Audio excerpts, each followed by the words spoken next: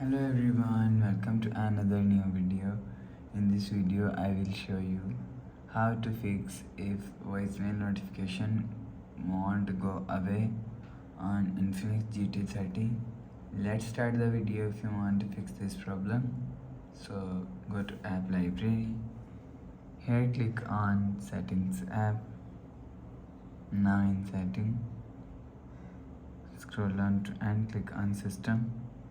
After click on system, click on reset phone, reset all settings, tap on reset, enter phone pin, click on this icon. You will see your problem is solved. But if it not solved, if you want to fix this problem, go to app library, click on settings app.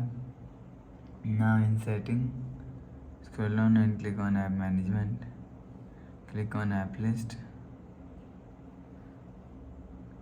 After click on app list, scroll down and search phone from here.